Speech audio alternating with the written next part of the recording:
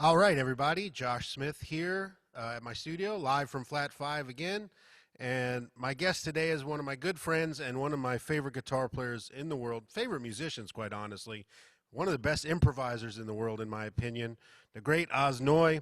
I've been listening to Oz for a long time, and luckily we became friends over the years and have hung and played a little bit. Oz is from Israel, but living in New York now. He's an amazing, I don't even want to say jazz. He's an amazing guitar player and musician who comes from blues and jazz and rock. And he doesn't just do his own thing. He does sessions. He does all sorts of stuff in New York. But he's just a tremendous musician. If you haven't heard him yet, check him out. But Oz, thank you so much for coming, dude. Thank you for having me. Dude, so I've been a big fan for a long time. And I've there's been a a big lot of fan of yours for a long time too. thanks, man. Thanks. So I know a little bit of your story, but for the people who don't, tell me about, your start in Israel and how the guitar ended up in your hands the first time. Well, I think when I was at the age of 10, I wanted to learn drums. I guess I was listening to stuff on the radio. I mostly listened to the Beatles and Israeli pop stuff, and then I Right. wanted to play drums. My mom actually already got a drum teacher for me because I was hitting pots and pans. And then I don't know why it happened, but a friend of mine was studying guitar and he says like, hey, come check out my guitar lesson. And he took me there. I was 10 years old and I started learning guitar.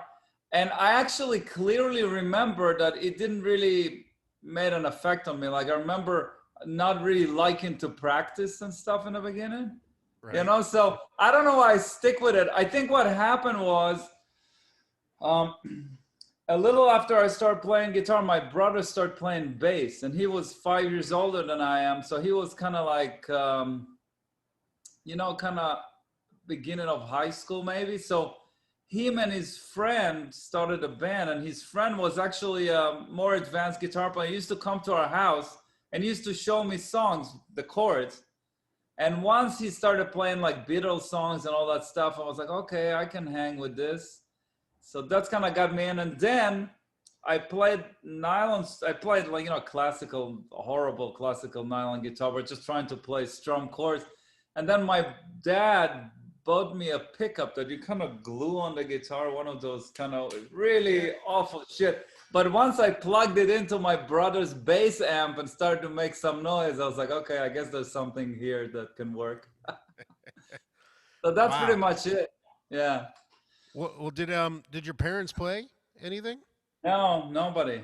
My brother started, the reason I kind of started, it's not the reason why I start playing, but the reason I start playing jazz and get into jazz is because my big brother is the same thing. Is early on he started bringing jazz records home. I don't know why, but it was kind of bizarre. He started to bring like Chick Corea and I don't know Aldi Meola and Kid Jarrett and stuff. So it was kind of an obvious thing for me that I have to study jazz. I don't think I even, I'm not sure if I even liked it that much. I remember hearing this one George Benson record that I really liked because it was a shredder. mm mm. And Well, I mean, so then what kind of music did your parents listen to? What was being played in the house? they Beatles and weren't stuff? listening to, it was just radio. There was nothing they Okay. listened to. Okay. All I right. Everything I listened to was all kind of coming from my brother, really. Interesting. Interesting. Yeah, So then and what then was I the and then first thing that grabbed you? Like you said you remember Chick Corea. Was that's the first stuff you remember jazz-wise hearing that type of stuff? Aldi Meola? yeah, McLaughlin. Yeah, you know what I remember? I remember. I think the first live jazz show I ever went to see, second one, but the first international one was McLaughlin came to Israel with, I think it was with Jonas Helsberg, the bass player, and Yeah. they did a duo. And I remember because he plays so fast. I remember coming out of there, like, man, I want to play that fast. And one of the records actually influenced me the most at the time growing up was Sunday Night in San Francisco. Okay. All right. Well, that's cool. Yeah. Yeah, that's the record with McLaughlin and Aldi Meola and Paco de Lucia. But you're talking about me at the age of 10 or 11. So, but obviously your brother was bringing home fusion. He liked fusion stuff. Well, no, Chick, it wasn't some of it, but it wasn't really fusion. Like the Chick stuff was the jazz stuff. Okay, all right. Keith Jarrett was jazz. Well, Keith It Jarrett, was yeah. it wasn't like I actually was the one I think that discovered the electric band. You know what I mean? Oh, interesting. All right, all right. Yeah. Does your brother still play? No, but he used to. When did he Yeah. give it up? A long time ago. He's a scientist. He's much smarter than both of us together. Of course. All right. Yeah. So then you're playing. When do gigs start to enter the picture for you? Pretty quick because I think when I was maybe 11 or 12, I could already play. I think a year after I started to play electric guitar, you know. So by the age of 11, I started playing electric guitar. And then I wanted to start a band. So somehow I got hooked up with a drummer kid, and we hooked up with another guy, and we formed like a kids band. So by the age of 13, I had a kids band, and we had a musical director that was like a producer that was writing the songs and stuff. It was pretty funny. But we were kind of okay, and we started to play in army bases in Israel as like kids, you know? So that was the Wow. first gigs I did. And actually, the first recording sessions I did was at that age too. And what were the tunes like? Well, we played like I remember we played some cover, like we played "Hello," the Lionel Richie song. And I remember I Yeah. had to play the Yeah, solo. absolutely. But then other stuff, it was just like singer songwriter stuff. It was original, you know. Wow. That's Yeah, it crazy. was So, kind of. so this dude just found you guys and put together a I kid don't. band, Yeah, or somehow, you know, like in cities, you have music schools and people yeah. that so they're somehow connected. You know, it's very weird. You know, you want to hear something really weird? My city is. I live in the suburbs of Tel Aviv. That's where my family's from. It's not. It's a big city, but it's not like the main one. Hmm. And in my city, the drummer Tal Bergman Yeah. is from my city, a few blocks away from me, literally. And the drummer near Z, the guy, he's in Nashville, is a very, you know, successful drummer there. He's from my city too, and we're all kind of in the same. Me and Tal are in the same neighborhood, although they're older than I am. So the three of us kind of came out of that same place. Wow. Wow, that's Pretty crazy, weird. man. And how Yeah. much, I mean, at that point, you didn't have internet yet, so how much music were you even able to get your hands onto? Was it difficult to find, to buy Yeah. stuff? It wasn't difficult to buy stuff, but like you could go to stores and buy music, but they had to import a lot of stuff. So Yeah. yeah, it was one of those things where whatever they imported, I was able to get. In Israel, it seems like people really like jazz, like straight ahead jazz. So there were people that I remember growing up with that had like walls and walls of vinyls with jazz records, you know. So to find the jazz records was easy, but to find, I remember when Scott Henderson released his first solo album, I had to have a friend of mine go to New York and bring it to me. You know, it was like this thing, you know, or like the first, that first or second Stern records, you know, Hmm. those things were hard to find at the time in Oh, yeah. Israel. Dude, even in America, I would have to go to the record store and And order them so they would get them yeah, for me. Yeah, uh-huh. absolutely. Yeah, I remember when I first found Danny Gatton, they had one record I found by luck, and then I had to go and they had like a catalog that I could go through this catalog Yeah. and say, order me this, this, this, and this, and then yeah, yeah. When I missed CDs that though. started, when CDs started to come around, there was a guy that started a store in Tel Aviv, and I remember he had all the Shrapnel records, you know. Oh So yeah, I would go and look at the catalog, say, "Hey, can we get this? Can we get that?" Cacophony, man. Yeah, Cacophony, yeah, baby, of course. of And the course. first Eric Gale's records was great too.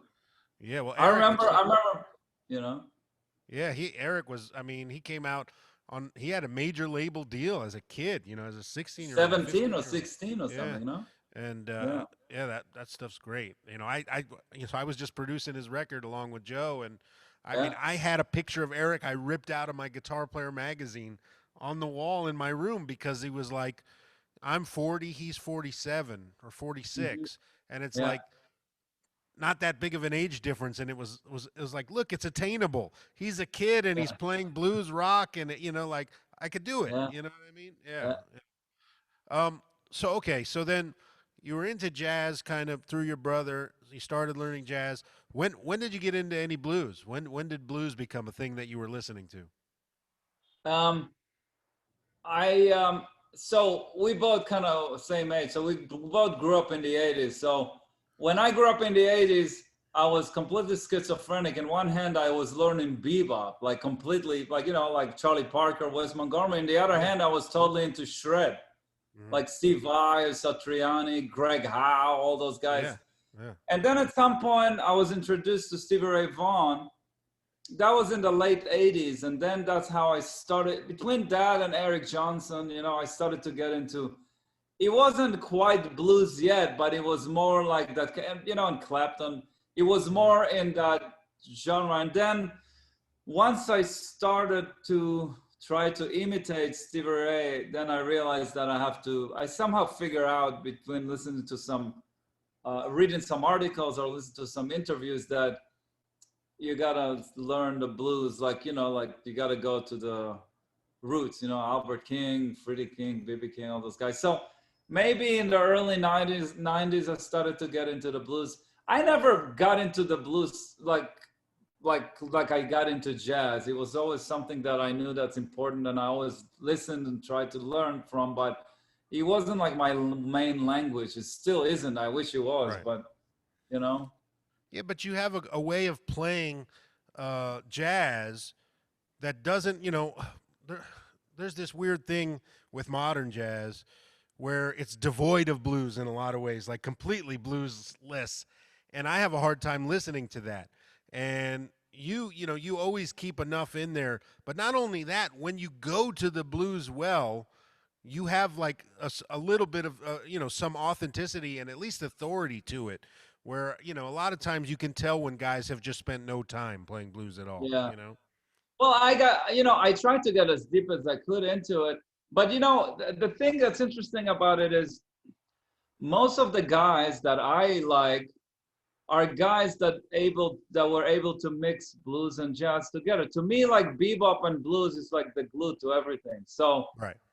like for example, Schofield, he basically is, whether it's rock or blues, I call rock players blues players for that, you know, but it's like he basically took blues and rock, blues and bebop and mixed it, and they became Schofield. Stern did exactly the same thing, but just Hmm. in a different way. Scott Henderson did the same thing, but Oh in a yeah. different way.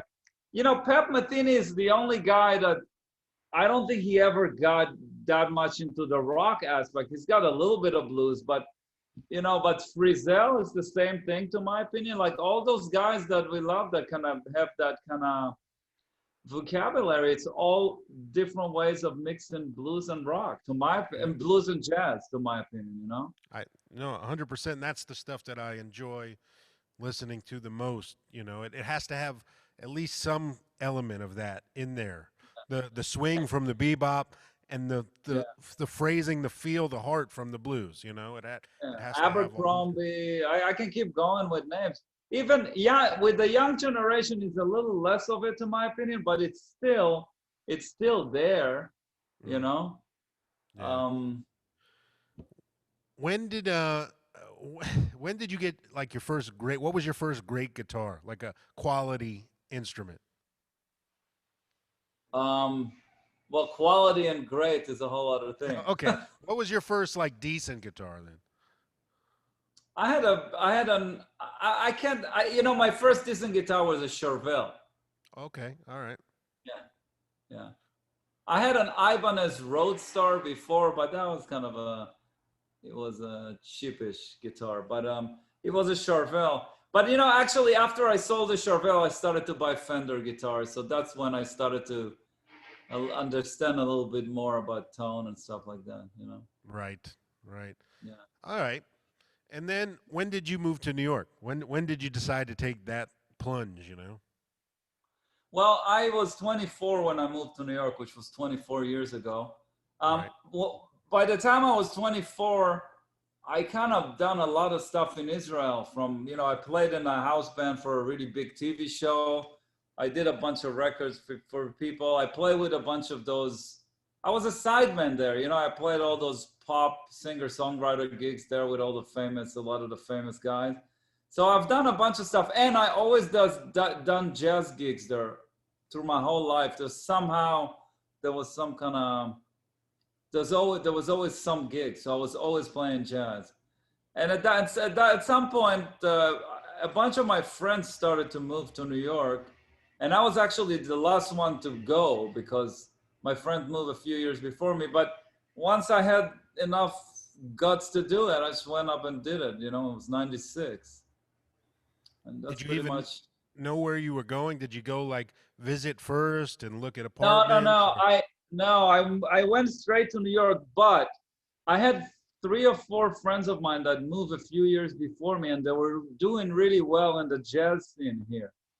Like the bass player Avishai Cohen, and Hmm. there's a bass player now Omer Avital, and then there's a few other guys. They were kind of mixing into the jazz scene here. So I went like, wow, they're doing pretty good, and some other people started to go. So when I came here, I already had some of my good friends were already here. Right. And Um, did you think you were going to focus on straight ahead when you moved to New York? Was that like your plan? Like I'm going to dive even deeper into straight ahead, or no, because I didn't know what I was gonna do because I was always doing both. I've been doing sessions and sideman stuff since I'm like literally 15 years old. right? So I Right. always loved that. And I play jazz because I don't know, that interests me and I like it. But so when I moved here, I basically just moved to just do whatever I could do. Really, I didn't care if I would play jazz or actually, to be totally honest, I wanted to do it all. I wanted to play everything, like See, I that's did in cool Israel. because it's the cliche is so many guys move to New York because it's the only place where I could play straight ahead every night, and I'm gonna this is focus on being a straight ahead Yeah, guy. It's cool that you knew that that wasn't your only thing. You just wanted to yeah. Well, continue I'm yourself. lucky that it wasn't my only thing. Otherwise, I would have been, I don't know, probably back home. You know? Yeah. Man, I didn't realize you've been there 24 years already. Hmm. That's Yeah, it crazy. was just 24 years now. Yeah, you're Yeah, used to the winters now. You're totally used to you never get used to the winter. it. They always suck. Always, man. Always. All right, let's It's let's just, get into my 10 questions. ooh, all right. All right. Don't worry, I won't stump you. Okay. when you first started learning and playing, what was like the first lick, song, idea that when you figured it out and got it under your fingers, you were like proud of yourself, but also it like set that hook like, "Oh my god, I can't believe I learned this. It's the coolest thing ever. That's it. I'm done. This is what I'll do for the rest of my life." Do you remember anything like Well, that? I remember, I don't remember any licks, but I remember specifically going to my brother's friend that was a guitar player, and he showed me the pentatonic scale. And that blew me away. Was like, oh, he showed me all the 5 shapes, Oh, and I was yeah. like, whoa, I can now improvise. That was you know, That's it doesn't matter how old it how old it is, how many times. I mean, it's everybody's got that moment of just like, wait a minute, this works on everything. everything. Yeah. Yeah. Exactly. Yeah. Oh man. Well, what was the first solo you ever learned of somebody else's note for note? Or maybe you didn't ever do it. I don't know. I can't remember exactly. I remember Sultans of Swing. I Oh would yeah. try to play. Yeah. Like this thing, I don't even know how to do it now, but uh,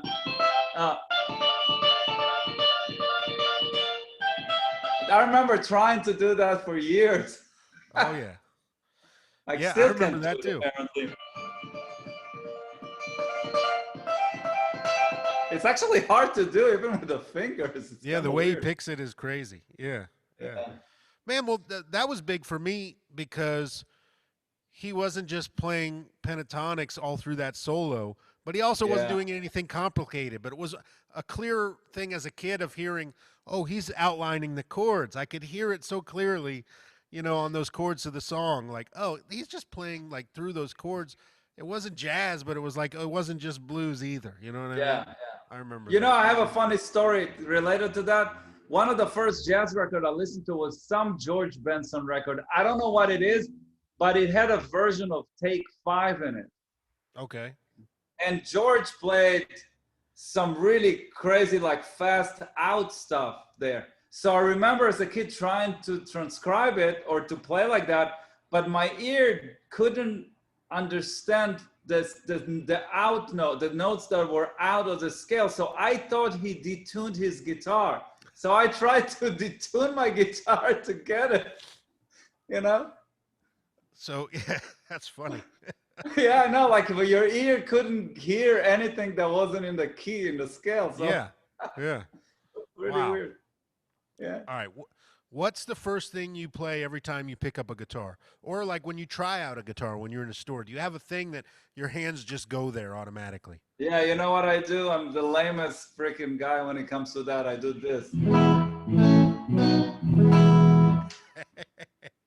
Oh, I Yeah. do it with my fingers. That's what I do every time.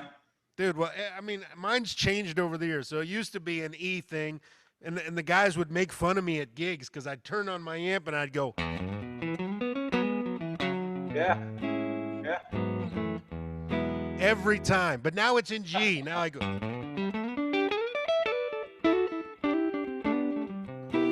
But it's every time. But somehow it modulated over the years. I don't know why. Oh, wow.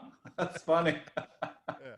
Yeah, so Oh. that's all. Actually, when we play Willie, the bass player, he always laughs at me because of that. He always goes like, Yeah. Well, it's always interesting, like especially like when you go in a store to try a guitar, you play your most you shit because you want to see if this guitar works for you. You know? yeah, Yeah, sure. yeah. When did you feel like you started to find your voice? Was there like a technique or a moment when you played a solo or something happened where you felt like, you know what? I'm starting to find like my sound and I should go further down this path. Well, I I don't think I ever felt like I found my voice, but I do remember one very crucial moment that made a big thing for me. When I moved to New York, I moved here with my Strat. I had a reissue '62 Strat, and I had a 335 jazz guitar.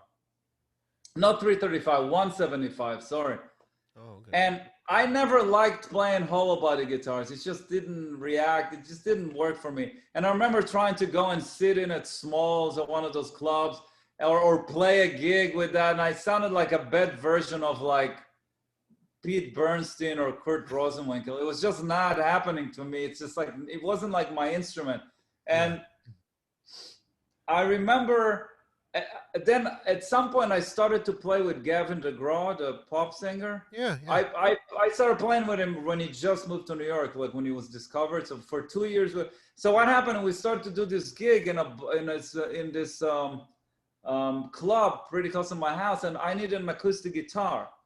So I went to Rudy's and I took my 175 and I traded it for a Jumbo Guild. And that was the most significant thing in my life because once I got rid of the hollow body guitar, I only had a Strat, and I realized, okay, I have to play, whether I'm playing jazz or blues or rock or anything, it's all going to be with that sound on the Strat. And I actually remember going to do some gigs with it. In the beginning, I was like, oh, what am I doing with this? But then it just kind of worked out. But I It's gotta say that when I was doing that, it was not like, now there's a lot of people that play Strats or like solid body guitars and they play jazz with it. When I did it, it was in the late 90s. It wasn't still that popular. You wouldn't see like Strat people, guys playing. So I think that was the most significant thing to my stylistic development, let's say, put it like that. well, it's interesting. We all find that moment where we realize it doesn't matter what the rules, the preconceived Yeah, rules. It's like just follow what you think is right for you, yeah, and keep going further down that path. This is not instrument related, even though, like you said, instruments can influence the path. But I remember clearly with Robin Ford. At first, as a blues fanatic, I didn't love Robin right away because he Yeah, didn't bend enough strings and he wasn't yeah, aggressive enough for me. And then I heard him play on the Jimmy Witherspoon and Charlie Musselwhite stuff, playing more blues, like straight yeah, blues. And it became clear to me, wait a minute, wait a minute. He loves and respects blues as much as anybody. So it's stupid of me to question, oh, is this guy authentic enough? No, no, no. It's more accurate now. Like, I should be thinking the same way he does. It's okay to play this other stuff and still be a blues musician and bring these things in. And that was important for me to like realize it was okay to have other influences and start to play other things and not be afraid I was going to lose blues. You know what I mean? yeah, yeah, sure. Yeah. So okay, that's cool, man. I like that story. All right, what's your biggest weakness? Mine is acoustic guitar sessions, but especially like really pretty finger picked or arpeggiated acoustic guitar. That's my kryptonite. So like, what's Oh, your biggest weakness? finger picking, the same. Finger picking? Yeah. Oh, Oh, not yeah. even just finger picking, but also even just like picking, but like really pretty arpeggiated acoustic, do do do do do do do, like Dean Parks does so well, or guys like that. I'm I'm terrible. Like okay. it. Yeah. I'm okay with that. I think my weakness is first of all, I read, but I read mediocrely, so I can hang, and I can even hang in complicated sessions, but I'm not good at it. And over the years, my focus goes away. So that's one weakness. I'm fast with grabbing what I need to grab, but that's a weakness that I would love to fix. But I think my weakness that I've been working on is just finger picking is the hardest thing to do, especially when you have to play like a medium tempo finger picking acoustic or nylon. That stuff is just the hardest, Yeah. you know? Yeah, it's just a discipline that I never spend any time on. You know what I You mean? And have it's to like, do it. Yeah, you have to and practice. I've been practicing nylon string like classical guitar. That helps. But if you and that don't do it on a regular basis, you just don't have it. oh, dude, and when you're in the studio and you finish the track and then they want the okay, now do the acoustic track and it's something like that, like kind of intricately picked, and the Yeah. microscope is on, you got a compressor on your acoustic guitar, and it's like everything sounds so squirrely, It's like Yeah, I don't ever sweat with an electric guitar, but with acoustic guitar, I'm sweating a lot of the time. Yeah, yeah. yeah. I Okay, get what stiff when I play finger picking. really? You know what do you mean by stiff? I mean like I get stiffer. Like I gotta focus and I gotta Yeah. try to relax, which never happens when you play electric. Well, that's the way I feel that way too when I have to read in general. Because I would say you probably read better than me, but I'm similar. I can read okay, but if it starts to become like a lot of single note stuff, I'm gonna get Yeah. lost. You know what I mean? Like so, yeah. All right. Who's a huge influence on your playing that people would be surprised to hear? Oh wow, good question. Who's a big? Um. Well, I would say to people, I don't know if it's gonna be so surprising, but Jim Hall and Pep Metheny. Well, yeah. It's not super surprising. Well, I know, but it's got nothing to do really with what I do on my records, with my True. tone or with my phrasing. You know what I mean? In a way, but I'm trying to think if what else I can't. Um, I love George Harrison. Oh, okay. Yeah, Like but his slide playing is kind of the greatest in a way, you know. absolutely. So, Pat, tell me about Pat. When you first heard Pat Metheny, was it the playing right away, the tone, or was it the composition that grabbed you? It's a good question. I think, first of all, the reason I'm a professional guitar player is because Pep Metheny. Because when I was uh, when I was 15, the group came to play in Israel. And that was obvious. That changed my life. So once I heard that between the composition and the sounds and the way he played, I was basically going like, that's it. That's what I want to do. Oh, okay. I Yeah, see. I didn't know that. That's amazing. yeah. That's the biggest one. And then Wow. after that, it was the electric band. Okay. But Yeah. you're talking about a time where it was mid 80s, maybe 84, 85, and electric band the first electric band record came out. So that was a huge thing for me Yeah. because I don't think till this day I think it's one of the greatest records in modern jazz. But that was one thing that I wasn't aware of that was existing before. But also the Pep Metheny group, he released Still Life Talking. Mhm. And that record is probably his biggest masterpiece, for my opinion, especially with the group.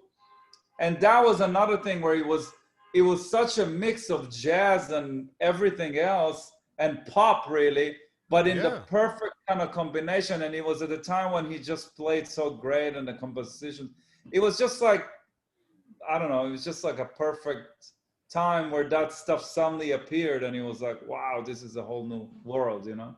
Well, yeah, Pat for me was another one as a blues guy that it was hard for me to grasp because I didn't know what he was playing, but it was Yeah, instantly the composition. I could yeah, feel it though. It was like, yeah, wow, this is a great song. I don't have yeah, any idea what he's doing, but I really yeah, like it. Yeah, yeah, yeah. of So course. it's always been the to me the thing Yeah, about him that gets me the most is the writing. sure. But of course he's incredible. But all right, everybody's had a different answer to this one, which shocks me. But would you rather have a good amp and a shitty guitar, or a good guitar and a really shitty amp? Good amp and a shitty guitar. See, you and me are on the same page here, but most people have been the other way. Ah, really? Yeah, yeah. Holy shit, that's interesting. It's really interesting. A lot of guys have been like, "Man, I'm just more comfortable when I have a guitar that feels great and plays great and is my thing, and I'll make the amp work." And it's so the opposite for me. You can give me a Squire piece of junk, and as long Yeah, as the if amp the is amp, okay, I'll be comfortable. exactly. Yeah. Yeah, yeah. It's crazy how different everybody is on that. That's incredible. Uh, Yeah. Oh man. All right. So what keeps you like motivated to keep getting better and pushing? I'm always curious how guys stay motivated to work. Like for me, that's always an obsession. Like I want to be better tomorrow than today, but I don't know why it happens. It's just like ingrained in me. I work on stuff all the time. What keeps you going? What keeps you pushing? I think what keeps me going, there's a couple of things. What keeps me going is what keeps us all going. We really love to play. Yep. I just love to play. I love to play. I like the sound of a guitar when you plug a guitar, and I just like the whole thing. Like I like it the same as I liked it like 20 years ago. You know what I mean? Yeah. I think Yeah. that's what keeps all of us going. Um, Another thing, let me think. I think listening to music and wanting to listening to music or listen to the new guys that you don't know, be open to all sort of music. It's endless. So you always want to go, oh, well, maybe I can do this, maybe I can do that. You know what I mean? Mm-hmm. And then try to just get better at what you do, because what we do, because I don't know, I always think that I'm just scratching the surface and I pretty much suck at everything I do, you know? So, Well, dude, it's such a never-ending instrument. It's amazing how never. almost every day an idea will come into my head or into my hands just while I'm playing, and it'll be like, I've never played that like that. Oh, let me follow this, and but it happens every day. And I've been, you too. I've been playing 35 years now. It's like, Yeah, yeah. and it's still I- every I'll, I'll day. I'll say one more thing. Um, One thing that inspired me to keep going and developing and stuff was the fact that I've been making records, solo records. So when when you're solo artist, and you make solo records, your brain is always kind of thinking about the next thing. Oh yeah, So because of that, I was always able to kind of keep it going and get myself interested in this and in that and all sorts of stuff. To be totally honest, this is the first time in my life now, or at least since I moved to New York, that actually in my life that I finished I have a record that's coming out very soon, but I finished. It was supposed to already come out, but because of Corona, they yeah. pushed it. But I finished a record, and since I finished that record, this is the first time that I don't have any plans of doing another one. Like I don't have any idea of what I'm gonna do or anything. And this is my 10th album, Mm-hmm. and before that, every record I've done, I already knew what's gonna come next and what I'm gonna work on next. So that definitely helped. But now I'm in this kind of weird place, but we all are, so it doesn't I matter. know what you should do next, man. You should come Well, record one here in LA at my yeah, studio. Yeah, let's do it. If I yeah. had the music, I would, but I don't have any music for it. We need Oz Noy's California album. That's what we need. I know. Yeah. All right. And then lastly, where would you like to be in 5 years? Do you have a goal in mind? I'm always wondering, like, the one of the biggest things in my life has been the reshuffling, reimagining of my goals. The things that I thought were important, the ones that I let go by the wayside, and creating new ones down the road for me. Do you have any in the mind now that you want to get? Any places you're reaching for in the next few years? You know, it's weird. Like now with the situation, I don't. It's kind of. It's almost like it's a restart to our brains in a way. You know, like if you would have asked me that question 6 months ago, I probably would have a more clear answer. You know, I would say if I could keep doing what I'm doing and make a living out of it, and you know, like do records, do session work for people. I always love doing that. Even touring with other people, if it's good, I love to do that. Like if it's really great stuff, sure. And then I don't have plans to do any of my own records anytime soon, but keep working with my own band. That's pretty much that's always been my goal to begin with. So I don't know. Yeah. It's kind of like, if that keeps going, then I'm fine. You know what I mean? That is that's the sign of, like, a simple, content person. It's like I tell people all the time, what would success be for me? Oh, can I just make just enough money to play with two people that I love, that really I want to play with, and Yeah. we're all smiling. That's all I Yeah. want. If I could just have that much money and Yeah. gigs, I'd be happy. I'd never ask for anything else. Yeah. So it's interesting how it works. You I know? was watching Stevie Ray Vaughan thing on YouTube the other night, and it was one of his last interviews. And he was sitting there with Chris Layton, our mutual friend, Yeah. and they're getting interviewed on the news. And it was literally days before he passed. And the interviewer said to both of them, "What would be the best thing that can happen in your career now?" And they were both, everybody was clean, and they were having, everybody was in Yeah. a great mood. Yeah. And they both said, without even thinking, just that it keeps going. you know. Yeah. And it was There like, you yeah, go. that's damn right. That's the right answer. Yeah. It's kind of, when, I live in New York, it's kind of maybe I don't know if it's more challenging to live in New York than LA, but with what we do with the music business, it's just challenging to begin with. So the fact that I live here and I have a pretty good life, I'm pretty comfortable, and I can keep doing that and not stress out, I'm just Yeah. fine with that. I got no Yeah. problem with that at all. That's a beautiful thing. Yeah. I Oh, wouldn't mind man. getting a place in LA also that I can go back and forth, but That's a good that's a goal, whole, man. That's a good goal to have. yeah, but that's another whole other can of worms. Yeah. Well, dude, thank you so much. For members, we're going to have a little extra video here at the end, the turn two, that if you're a member, you've seen it, where Oz is going to show a lick, I'll show a lick, but you got to be a member to see it. So become a member or subscribe now. But, dude, thank you so much for doing this. Sure. I love you, man. And Yeah, love you too. yeah, so hang on and we'll do that video. But thanks, everybody.